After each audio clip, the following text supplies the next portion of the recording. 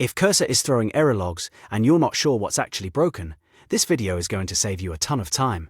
Today I'm showing you how to fix Cursor error logs step by step, how to use Debug Mode with Auto-Instrumentation, how to open and review the log files, and what to do when the issue is caused by network settings like HTTP2.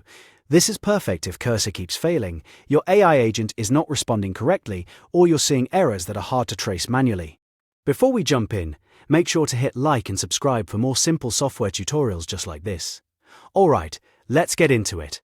First, if you're dealing with a project bug, runtime issue, or test failure, the smartest place to start is Debug Mode. Instead of trying to guess what's wrong, Cursor can help diagnose the problem more directly. Open the Agent or Chat drop-down menu and choose Debug Mode. Once that mode is enabled, describe the bug in as much detail as possible. Tell Cursor what happened, what you expected to happen, and when the error started. The more specific you are, the better the AI can trace the issue. After that, let Cursor do its job. It will generate multiple hypotheses about what might be causing the problem, and it can automatically inject logging and instrumentation into your code. That means Cursor may add extra tracing information so you can see exactly where things are failing. This is especially useful when you're dealing with confusing runtime behavior or bugs that only appear in certain cases. Now let's move on to the actual logs. To open them, first bring up the command palette. If you're on Windows or Linux, press Ctrl plus Shift plus P. If you're on a Mac, press Command plus Shift plus P. Once the command palette is open, type Developer, Open Logs folder, or Cursor, Open Logs, then press Enter. Cursor will take you to the log files where the system records detailed error information. This is where you want to look carefully. Review the logs and scan for obvious issues like error messages, failed requests, authentication errors, network issues, or extension-related errors.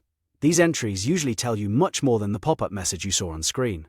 When you're reading the logs, pay close attention to any line marked error, warn, or failed. Those labels are often the fastest way to find the root cause.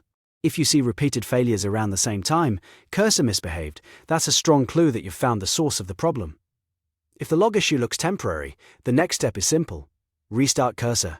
A lot of small log errors disappear after a clean restart.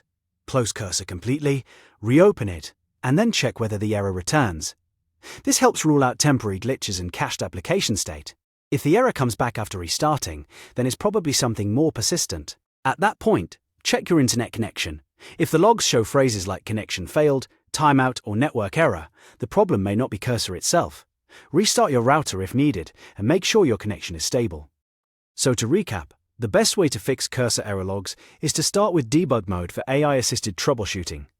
Open the log files through the command palette, inspect the error and warn lines, restart Cursor if needed, and then check your internet and HTTP2 settings if the logs point to a connection problem.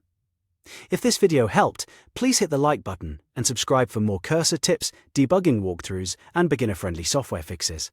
Thanks for watching, and I'll see you in the next one.